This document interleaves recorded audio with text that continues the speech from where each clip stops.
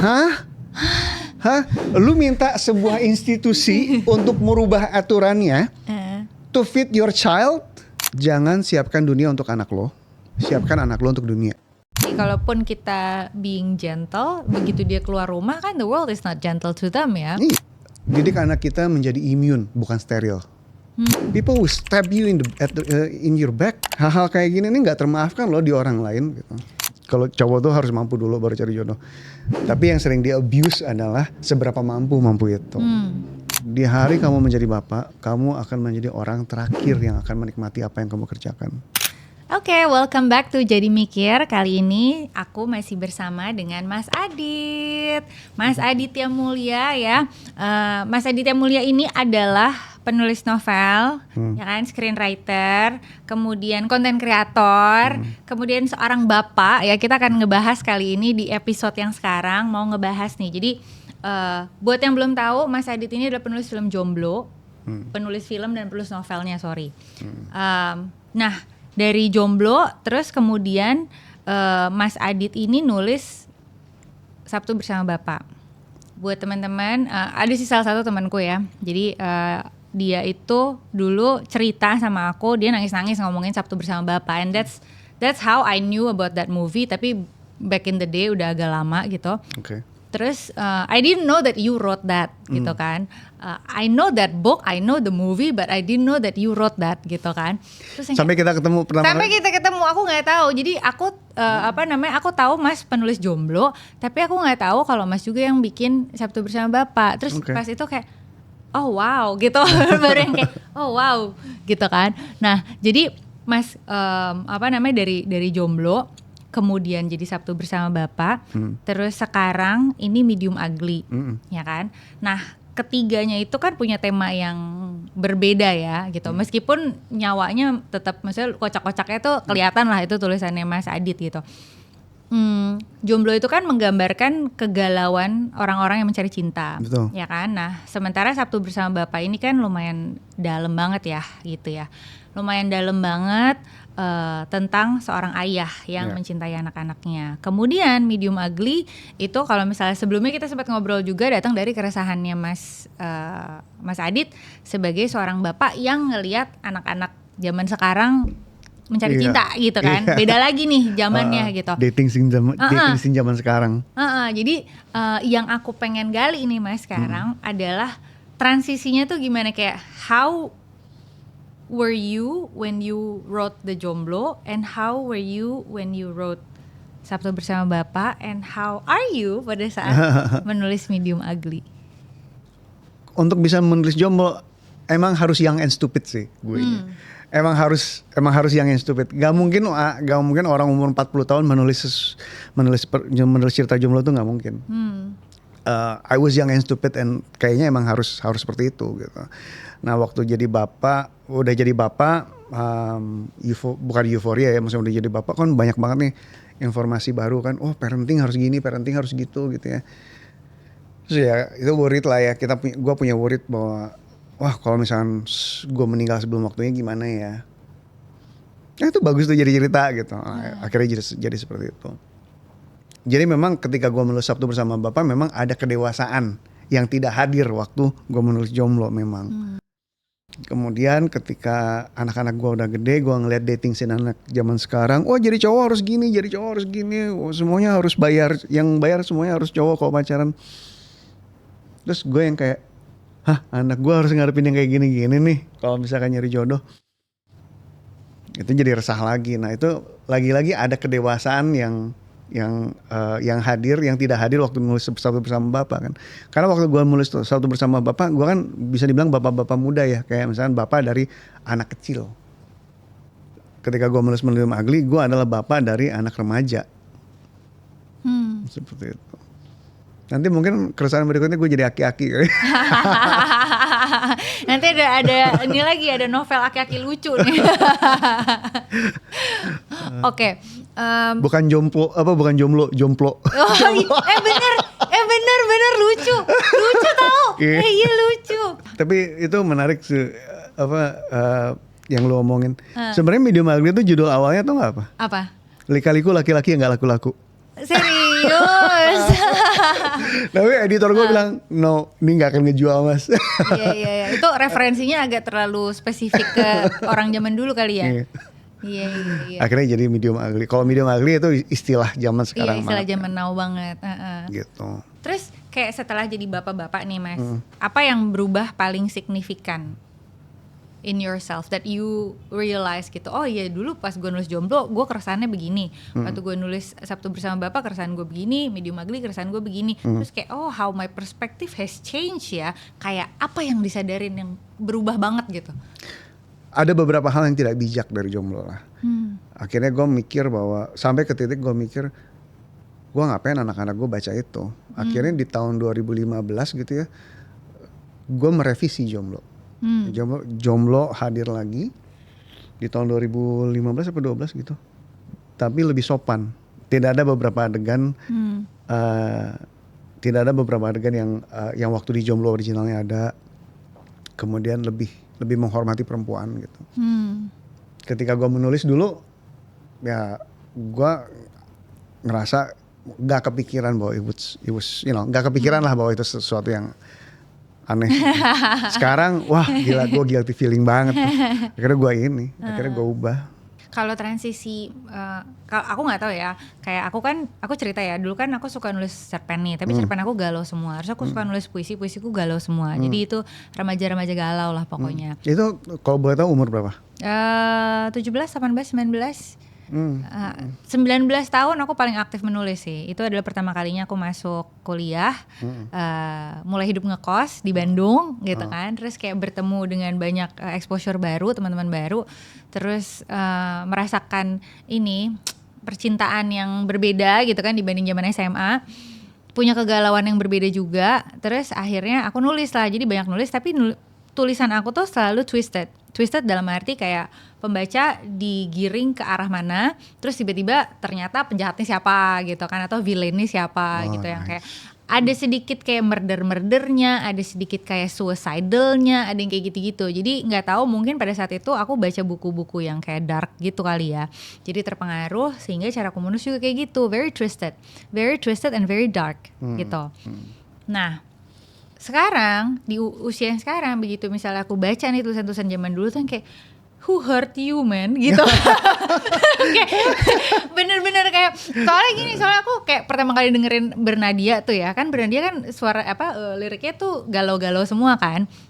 Nah pertama kali aku dengerin Bernadia dan itu viral kan di mana-mana, terus kayak lagunya sih enak gitu, lagu enak dan catchy, tapi who hurt you gitu kan. Nah terus kayak suatu hari I encountered my own old blog gitu kan, kayak aku baca tulisan-tulisan aku zaman dulu, terus kayak who hurt you man gitu kan. Bener-bener kayak I wouldn't write something like this now gitu.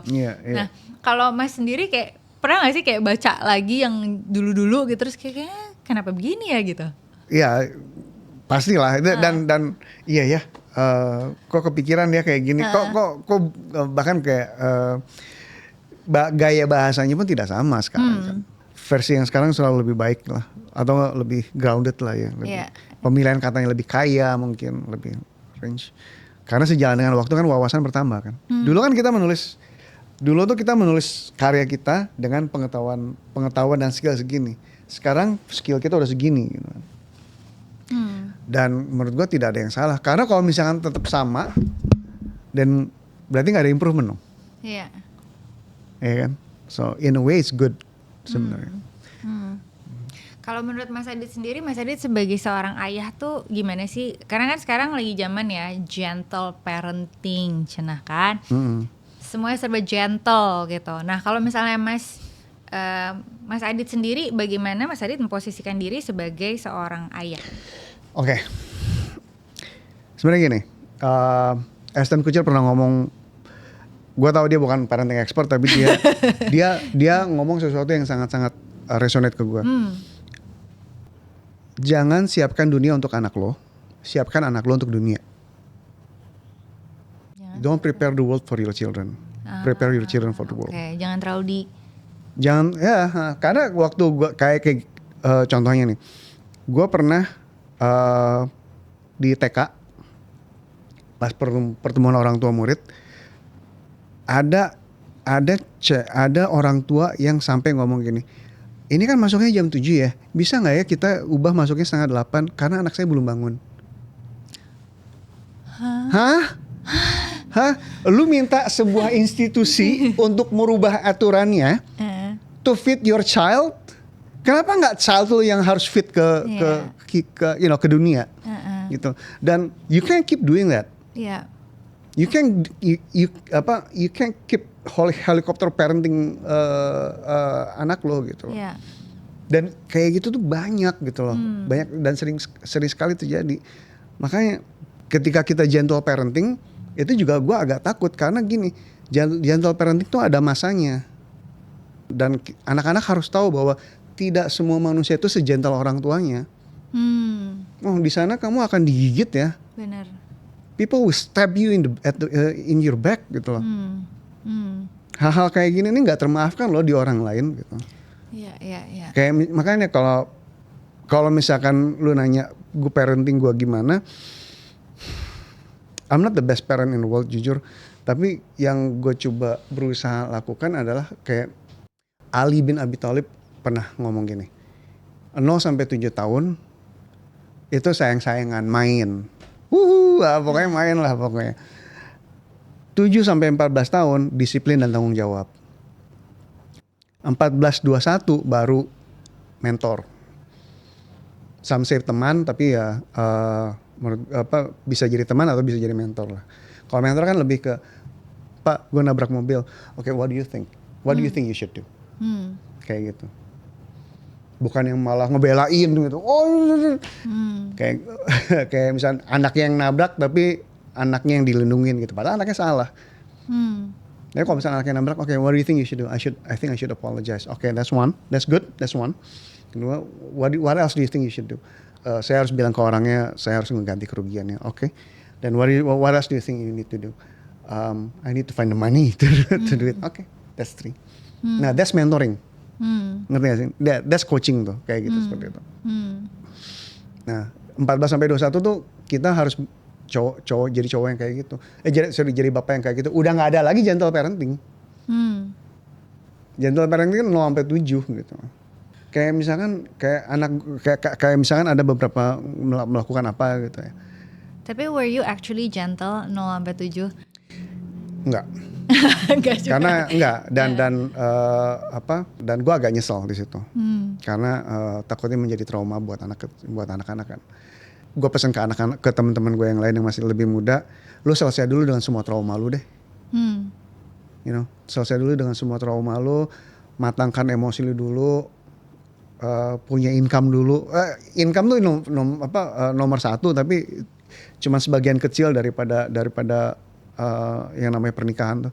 Yang penting sih lu emosi lu dulu sama trauma lu selesaikan. Lu waktu kecil sering dibentak sama bapak lo, oke, berdamai dulu dengan itu. Karena kalau lu belum berdamai dengan itu, begitu lu punya anak, bentak-bentakan. Ya kayak gitu. Ya makanya harus selesai dengan semua trauma dulu. Kembali ke ngomongin tentang gentle, gini, kadang-kadang harus diomongin gitu. Bapak ngomong ini baik-baik, Bapak kasih tahu ya, orang lain belum tentu maafin loh. Di luar sana kalau kamu melakukan ini ke orang lain, itu belum tentu orang maafin ya. Kamu harus, dan mereka harus tahu. Yeah. Anak kita harus tahu bahwa di luar sana manusia itu lebih kejam maksudnya dunia itu lebih kejam daripada orang tuanya. Orang tuanya, anak gue nusuk gue aja mungkin gue maafin, kenapa sayang. Namanya juga anak sayang anak kan. Coba dia melakukan ini ke orang lain, di penjara mungkin. Ngerti kan? Jadi tapi maksud gue, you wanna be gentle, you wanna do gentle parenting, fine, shoot yourself. Pertama, it's not me. Kedua, tuh anak harus belajar bahwa di luar sana nggak gentle. Itu aja sih. Ya. Ini luar biasa loh, Mas Adit ini mengquote dari Ashton Kutcher ke Ali bin Abi Thalib ya. Sebuah jump. Oke. Iya. Tapi ini menarik Mas, soalnya aku sendiri kan kayak aku sering mendengar konten-konten parenting tapi dari perempuan kan, lebih kayak dari perspektif ibunya gitu. Kalau dari perspektif bapaknya aku sendiri juga nggak tahu ya apa yang sebenarnya dialami oleh bapaknya. Kalau misalnya aku sebagai perempuan kan ya bisa merasakan gitu kan, oh begini gitu kan. Dan perempuan itu kan emang bawaannya pengennya nurturing orang gitu, kadang-kadang at the cost of herself juga, dia sacrifice sacrifice for everyone. Kalau misal dari Bapak tuh sebenarnya kayak gimana sih Mas, apa yang kayak satu hal yang when you were still single and then once you are married and become a father, yang you just realize, oh ternyata kayak gini ya jadi bapak. Apa satu hal yang paling membekas? Sejauh yang gue lihat bokap gue lakukan cukup straightforward, dan gue melakukannya juga. Jadi kayaknya gue masih blank tuh kalau misalnya ditanya, oh ternyata alasannya orang tua kayak gini tuh gini toh gitu. Enggak juga sih, karena I sort of saw it coming dan oke, dari orang tua gue. Oh oke. Jadi belum ada sesuatu yang mengagetkan, oh ternyata jadi bapak tuh kayak gini karena you have the example before and then you do as example, atau gimana? Kita belajar dua hal. Pertama, untuk kita contohkan dan untuk tidak kita ulangi. Sebenarnya itu aja sih, ya kan. Yang bagus kita ulang, yang bagus kita replicate ke anak kita, yang mungkin nggak bagus, oh yaudah kita stop di kita. Gitu. Dan itu harus sih, jangan diteruskan ke anak. Kita tahu bahwa kayak gini-gini itu salah, oke, kalau gitu jangan diulangin ke anak kita. Mungkin itu sih yang kepikiran. Ya. Dan itu bukan berarti orang tua kita jelek, enggak. Orang tua kita, they did the best they could, itu dia. They did the best they could dengan pengetahuan parenting yang ada di saat itu, dengan kondisi ekonomi yang terjadi di saat itu gitu. Kayak misalnya lu mau gentle parenting, ya anak 11 kerja di sawah mau gentle parenting. Kebayang gak maksudnya? Iya. So ya itu dia, makanya ketika gue trauma gini, ya lihat dulu kondisi ekonomi mereka dulu, lihat dulu sudah maju belum di saat itu pengetahuan akan parenting, ilmu parenting gitu. You need to give them a break juga nih ke orang tua, ya nggak sih? Ya kan? Iya. Jangan asal ngomong trauma juga. Kalau menurut gue ya. Tapi aku suka sih tadi yang quote si Ashton itu, bahwa ya jangan bikin gimana tadi quote-nya, anak lo gimana? Jangan siapkan dunia untuk anak. Oh, jangan siapkan dunia untuk anak lo, siapkan anak lo untuk dunia. Siapkan anak lo untuk dunia. Iya. Alkisah ada selalu contoh lagi nih.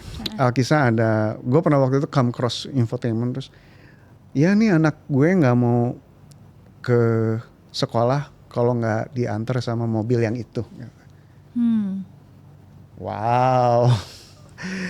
Apa kabar jutaan anak lain yang naik sekolah, yang ke sekolah dengan sepeda, yang sepatu aja nggak punya gitu kan. Kalah kemana-mana. Iya. Ngerti kan? Akan kalah tangguh kemana-mana gitu. Iya. Karena ketika kita menyiapkan anak untuk dunia, kita menyiapkan anak yang tangguh, insya Allah. Hal yang paling menentukan kesuksesan seseorang itu adalah kesabarannya di saat susah, resilience. Itu sih. Yeah. Lu bisa orang paling pinter lu bisa orang paling pinter di perusahaan ini, tapi kalau misalkan ada salah dikit lu tantrum berhari-hari, that makes you a child. Yeah. You look stupid kayak gitu. Iya. Aku baru ngeliat tentang gentle parenting itu ternyata memang punya downside ya. Maksudnya kayak I heard good stuff about gentle parenting gitu kan, bahwa kita juga nggak mau anak kita tuh carry trauma apa segala macam, so we want them to feel loved dan apa segala macam. Tapi iya juga sih, kalaupun kita being gentle, begitu dia keluar rumah kan the world is not gentle to them ya. Iya. Yang ada kita malah kayak membuat dia terkaget-kaget dan mungkin kayak tamparannya jadi lebih gede ya. Iya. Makanya yang gue bilang tadi harus dikasih semacam warning bahwa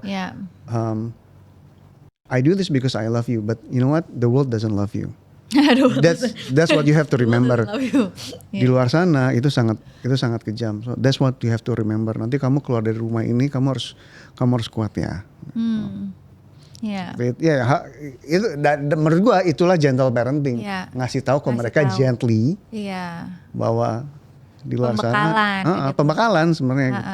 bukan pengkondisian bahwa Iya, wah everything benar-benar. Nah itu benar tuh keywordsnya pembekalan bukan pengkondisian. Iya. Iya. Dan temen gue pernah ngomong bagus banget. Didik anak kita menjadi immune bukan steril. Kalau misalnya steril, kena cobaan dikit aja, Iya. Tapi kalau immune ditampar kiri kanan.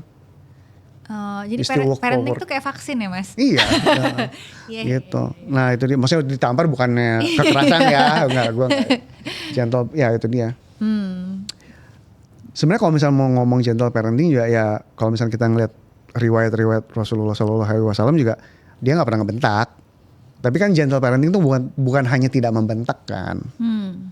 Mas, kan zaman sekarang tuh banyak Gen Z yang mau nikah muda nih, ya kan. Terus aku lumayan banyak lihat kayak konten-konten kayak umurnya baru 23, 24 udah nikah yang kayak gitu kan. Terus kayak I mean itu urusannya mereka sih ya, nggak apa-apa juga, I'm happy for them. Tapi kayak sedikit agak mengglorifikasi nikah muda gitu. What do you want to tell these people yang berpikir untuk nikah muda, terutama cowok-cowok ya, cowok-cowok yang mau nikah muda, apa pesannya buat mereka sebelum menikah maka Anda harus ngapain? Ini bukan kata-kata gue, tapi kita ngerujuk aja ke sunnah, bukan sunnah, bahkan atau ayat gitu. Gue minta maaf kalau misalnya gue salah. Menikahlah jika mampu, jika tidak mampu berpuasalah. Jadi katanya mampu nih. Kata kuncinya di mampu gitu. Emang harus mampu dulu, mau gimana gitu. Nggak ada tuh cerita ngajak cewek mulai dari nol, nggak ada. Karena itu perintah agama loh. Itu di agama udah tertulis seperti itu loh. Iya. Jadi kalau misalnya mau ngajak cewek dari nol, minggir aja dulu, jangan dulu, puasa aja dulu. Iya. Itu satu gitu. Udah, dan itu no debat karena agama sudah ngomong itu, nggak usah debat gua. Satu. Kedua, selesai dulu dengan trauma lo. Itu aja dulu. Selesai dulu dengan semua trauma lo. Kayak misalkan dulu traumanya apa? Oh dulu nggak pernah. Kakak gue difavoritin dan gue tidak. Misalkan gitu. Dulu nggak pernah dijajanin gitu. Akhirnya sekarang gue jajan terus. Selesai yang kayak gitu-gitu selesai dulu. Dulu gue digampar. Pastikan nanti begitu udah punya anak lu udah selesai dengan semua itu, agar kalau misalnya pas nanti kesana, pas nanti punya anak, bapak dulu juga nggak pernah dikasih jajan, bapak juga dulu tahan tuh dipukul kayak gitu. Selesai dulu dengan semua itu agar tidak terjadi hal-hal seperti itu. Gitu. Sama terakhir, master your emotion dulu. Selesai dulu dengan semua emosi lo. Karena bukannya gue setuju dengan gentle parenting, tapi gue setuju dengan satu aspek. Jangan bikin anak sakit hati dengan bentak-bentakan gitu. If you really have to shout, make sure it's for the correct thing gitu loh. Contohnya gimana tuh mas? Anak lu nabrak orang, ya Allah lu bentak lah, jangan gentle parenting di saat itu gitu. Anak lu nusuk orang, ya lu bentak lah. Gitu. Tapi anak lu gambar krayon di dinding, itu lu bentak, enggak dong. Anak lu dorong orang di playground, nah terserah deh tuh. Ada yang bentak, ada yang enggak. Kalau gue sih enggak. Oke, jadi mampu dulu. Terus yang kedua, selesai dengan trauma. Yang ketiga, master your emotion. Luar biasa. Kalau misalnya mampu gitu ya, bagaimana caranya saya tahu kalau saya sudah mampu? Apakah indikatornya? Apakah hanya finansial atau seperti apa? Ya kalau misalnya mampunya ya secara ekonomi ya. Kan pertama yang karena tadi gue bilang ada 3, mampu secara ekonomi. Yang 2 terakhir ini mampu secara emosi, mampu secara kedewasaan kan. Dengan lu selesai dulu dengan trauma lu selesai dulu dengan lu selesai dulu dengan emosi lu. Itu kan membutuhkan tingkat kedewasaan yang tinggi kan. Jadi ya mampu secara ekonomi, mampu secara kedewasaan. Kalau misalnya what do you say Mas Adit mengenai standar-standar TikTok yang ada sekarang? Jauh dari ajaran agama ya. Ya itu dia, menurut gua itu jauh dari ajaran agama. Banyak orang yang nggak tahu tuh basisnya apa, mereka ngomong kayak gitu, standar-standar seperti itu. Satu hal yang gua setuju, cowok harus mampu dulu kalau mau nikah. Udah, tapi standar-standar yang lain gua tidak setuju. Dan gue mempertanyakan basisnya apa. Apa hadisnya, mana ayatnya? Itu seperti kalau misalnya ngomong, oh cowok tuh harus gini, cowok tuh harus gini, cewek tuh harus gini, cewek tuh. Ya oke, mana hadisnya mana? Ngomong landasan agamanya aja dulu. Sebaliknya as a father, pada saat misalnya nih anak-anaknya Mas Adit udah punya hubungan spesial gitu kan dengan lawan jenis, apa yang ingin dikatakan kepada mereka? Kayak ini ya, cari perempuan seperti ini untuk jadi pasangan kamu. Apa yang mau dibekelin? Kalau belum mampu jangan dulu. Itu satu. Karena beda nih. Anak gua kan dua-duanya cowok. Kalau ibu punya anak cowok, kekhawatiran mereka tuh, will they be safe? Apakah akan ada yang memperlakukan dia dengan baik gitu. Kalau anak cowok, bapaknya, begitu gua, kekhawatirannya beda sama ibunya. Gimana tuh? Kekhawatirannya adalah, akankah anak gue memperlakukan istrinya dengan baik? Karena kalau tidak, itu partly my fault gitu. Ngerti gak? Bahwa gue tidak mencukup. Tugas gue kan mendidik mereka menjadi imam yang baik untuk anak istri mereka.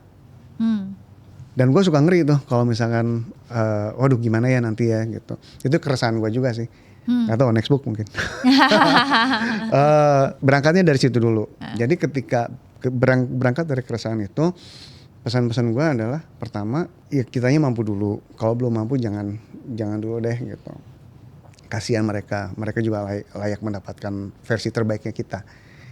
Versi durian yang udah mateng gitu. Jangan durian yang masih mentah gitu. Lu mau nggak beli durian yang mentah? Nggak mau, aku nggak suka durian. Lu mau nggak beli buah yang mentah?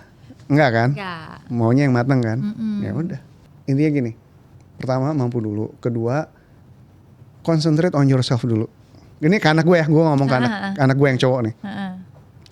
Concentrate, memperbaiki diri lu dulu. Baru abis itu cari yang satu wawasan, satu pandangan lah ya. Intinya sih kita perbaiki diri kita dulu aja dulu. Maksudnya sholatnya agamanya dibenerin, karirnya dibenerin dulu, baru nanti cari yang sepadan gitu. Nanti the right person will come kok. Karena kalau misalnya sampai jomplang banget, kasihan dia. Kasihan pasangannya nanti. Kayak, kamu cari jodoh yang solehah ya, tapi anak gue nggak pernah sholat. Adil nggak? Gitu ya. Anak gue udah sholat gitu, segala macam mungkin ya. Oh anak gue sholat segala macam. Kemudian tapi dia nyari jodoh yang tidak selevel sama level pemahaman agamanya, kan nanti berat. Nah itu dia. Karena pernikahan itu kan berat sebenarnya. Jadi kalau misalkan dua-duanya punya pemahaman yang sama, ngomongnya lebih enak. Iya. Sayang ini, oh iya oke, gua ngerti. Gitu. Kalau misalkan terlalu pemahamannya beda gitu, baik apapun itu, dalam wawasan, dalam apapun ya, gua nggak ngomong agama aja. Sayang ini kenapa? Oh, semua jadi perdebatan gitu. Kenapa? Ini ya, harus diajarin, mungkin harus berdebat segala macam. Gak nemu gitu. Karena wawasannya udah beda banget gitu. Tapi kembali lagi, yang penting dianya dulu aja dulu. Elunya dulu, tankinya lu fullin dulu. Tanki lu fullin dulu. Baru lu cari jodoh yang tankinya sama-sama full. Jangan kita biasa-biasa aja tapi nyari yang spek tinggi juga. Enggak gitu. Itu tuh kalau misalnya di TikTok bilangnya high value man, high value woman ya kan. Mencarinya high value pasangan tapi dirinya sendiri juga belum tentu high value. Iya gitu. Dalam hal ini, tapi kebanyakan orang kan narsis ya. Kayak misalkan, oh gue berhak mendapatkan yang terbaik gitu. Kalau gue, enggak. Lu harus jadi terbaik dulu untuk bisa mendapatkan yang terbaik. Ngerti ya, ketika kita ngomong ke anak-anak tuh. Iya. Dan emang benar juga sih Mas, kayak kalau kitanya ada di level tertentu, then orang-orang yang selevel juga akan mendekat gitu kan. Kalau kita kita mau nyari yang levelnya di sini, tapi kita belum ada di situ, kesempatan untuk ketemu orang-orang itu juga nggak ada kali ya. Dan kalaupun ada ditolak. Iya. Kan itu kayak medium ugly by the way. Ditolak, gila. Iya. Oke Mas, terakhir penutup untuk tentang bapak-bapak ini ya. Apa 3 hal yang Mas pelajari dalam perjalanan sebagai seorang bapak? Lu adalah sebagai bapak nih. Bapak itu adalah orang, dan ini selalu gua kasih tahu ke anak-anak gua. di hari kamu menjadi bapak, kamu akan menjadi orang terakhir yang akan menikmati apa yang kamu kerjakan. Karena apapun yang kamu kerjakan, ada hak anak yang harus kamu penuhi, ada hak istri yang kamu harus penuhi, ada hak orang lain yang kamu harus penuhi. Baru setelah itu semua, kalau ada sisa baru kamu. And you know what? You will love doing it. Nah itu yang gue selalu ngomongin ke anak-anak. Kamu nggak akan beli laptop selama 10 tahun. Kamu akan selalu pakai laptop kamu yang paling tua. Sedangkan anak-anak kamu akan membelikan anak-anak kamu laptop yang terlalu baru. And you know what? You will love doing that. You will love pakai HP yang udah retak. You will love. Sementara anak-anak kamu lebih baik gitu. Kenapa? Karena mereka butuh connection yang lebih penting. Karena mereka harus nge-zoom segala macam. Sedangkan kamu enggak.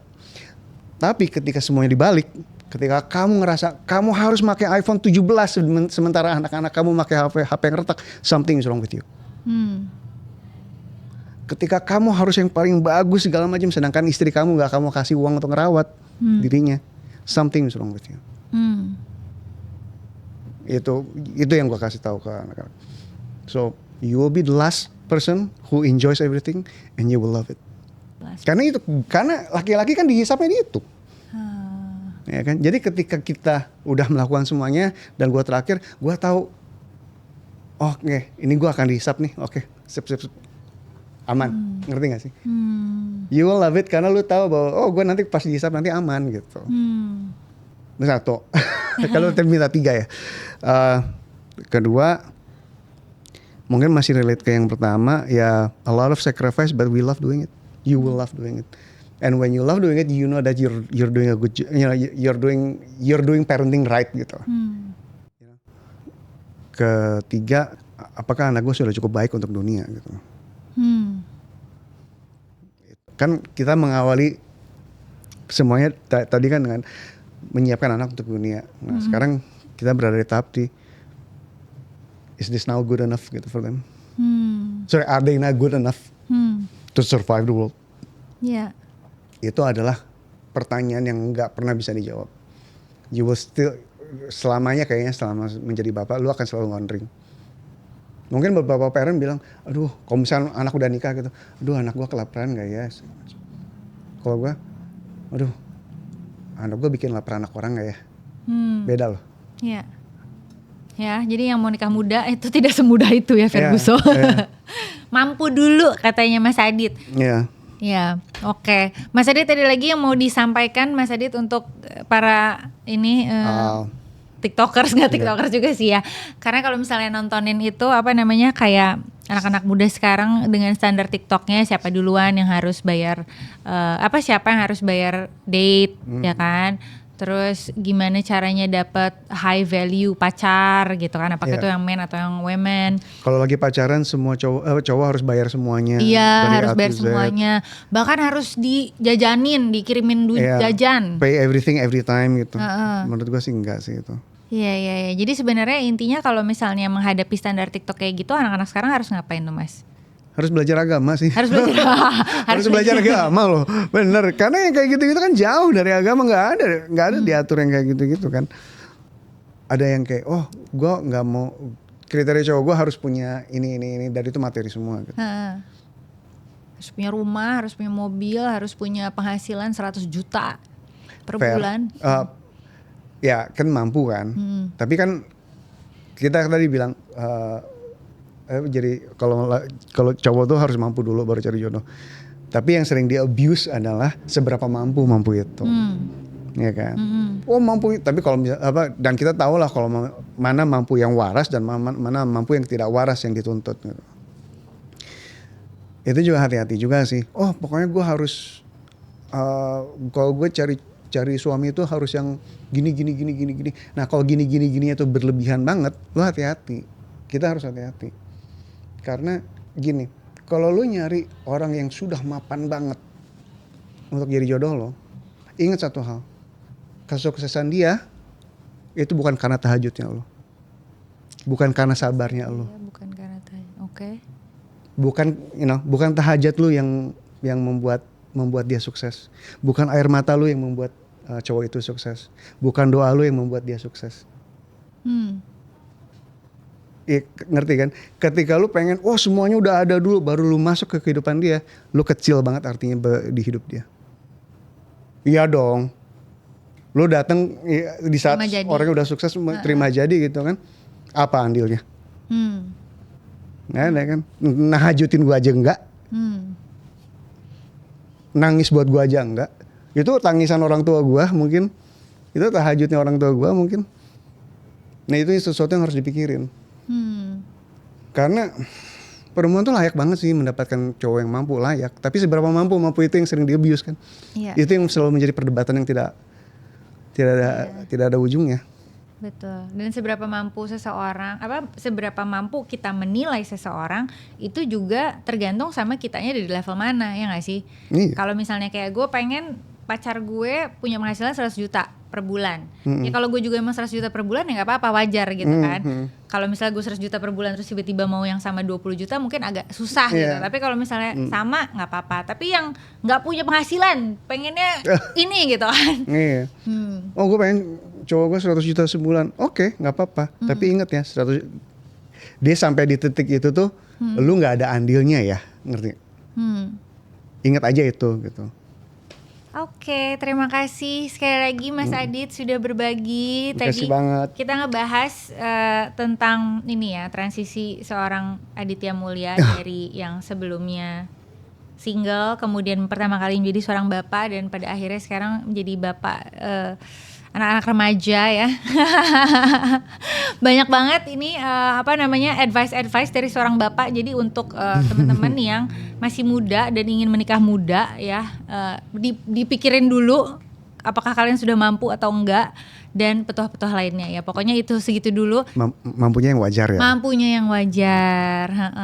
Oke, terima kasih sekali lagi Mas Adit sudah hadir dan sudah berbagi. Kita ketemu lagi di episode Jadi Mikir selanjutnya. Bye.